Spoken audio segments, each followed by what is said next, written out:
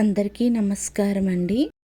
ఈరోజు మన మనీ వంటింటి రుచుల్లో ములక్కాడ కోడిగుడ్లు ఇగురు ఎలా పెట్టుకోవాలో చూద్దామండి.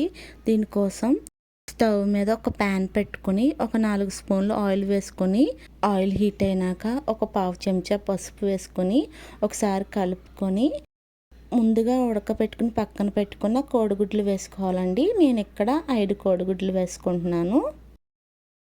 కోడిగుడ్లకి చాకుతో కానీ స్పూన్తో కానీ చిన్న చిన్న నాట్లు పెట్టుకుని వేసుకోవాలండి.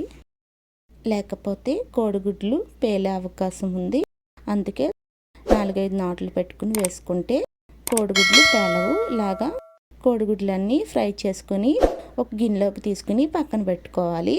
ఇప్పుడు కోడిగుడ్లు ఏ ప్యాన్లో అయితే వేపుకున్నామో అదే ప్యాన్లో 10 నుంచి 15 వరకు ఎండ్రాయిలు వేసుకొని ఫ్రై చేసుకోవాలి. ఎండ్రాయిలు వేయడానికి 2-3 మినిట్స్ టైం పట్టుద్ది. ఒక 2 మినిట్స్కి ఎండ్రాయిలు బాగా ఫ్రై అయినాయండి. ఇప్పుడు వీటిని కూడా గిన్నెలోకి తీసుకుని పక్కన పెట్టుకోవాలి. ఎండ్రాయిలు ఇష్టం లేని వాళ్ళు స్కిప్ చేసేయచ్చు. ఇప్పుడు ఇదే ప్యాన్లో 2 మీడియం సైజు ఉల్లిపాయలు తీసుకుని చిన్న చిన్న ముక్కలుగా కట్ చేసుకుని వేసుకోవాలండి. ఉల్లిపాయ ముక్కలు వేసుకున్నాక ఒకసారి కలుపుకోవాలి. ఇప్పుడు ఇందులోనే కొంచెం కరివేపాకు వేసుకోవాలి. అలాగే సన్నంగా కట్ చేసుకున్న 4-5 పచ్చిమిరపకాయలు వేసుకోవాలండి. ఇప్పుడు ఉల్లిపాయలని బాగా ఫ్రై చేసుకోవాలి. ఉల్లిపాయలు త్వరగా మగ్గడం కోసం ఇక్కడ ఒక స్పూన్ సాల్ట్ వేసుకున్నాను. సాల్ట్ వేసుకున్నాక ఒకసారి బాగా కలుపుకోవాలండి. ఒక 2 మినిట్స్ తర్వాత ఉల్లిపాయలు బాగా మగ్గిపోయినాయండి.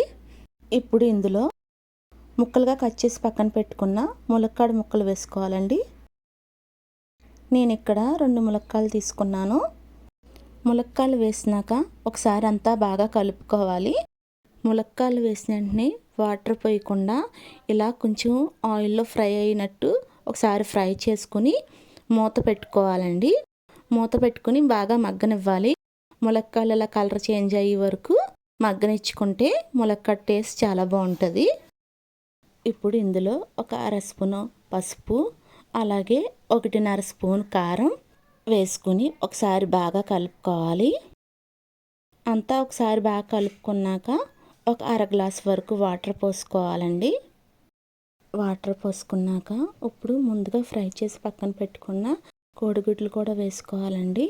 కోడిగుడ్లు వేసినాక ఒకసారి అంతా బాగా కలుపుకొని నీళ్ళు ఎగిరి వరకు ఒక 5 మినిట్స్ ఉడికించుకోవాలండి మూత పెట్టుకొని. 5 మినిట్స్ తర్వాత కర్రీ సగం ఉడికినాక ముందుగా ఫ్రై చేసి పక్కన పెట్టుకున్న ఎండ్రాయిలు వేసుకోవాలండి. ఎండ్రాయిలు కూడా వేసినాక ఒకసారి అంతా బాగా కలుపుకొని నూనె పైకి తేలే వరకు ఉడికించుకోవాలి. ఎండ్రాయిలు వేసి వండిన ఈ విలేజ్ స్టైల్ కోడిగుడ్లు ములక్కాడ కర్రీ చాలా టేస్టీగా ఉంటుందండి. మీరు కూడా ఒకసారి ట్రై చేయండి.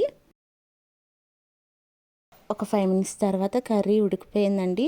నూనె కూడా పైకి తేలుతుంది.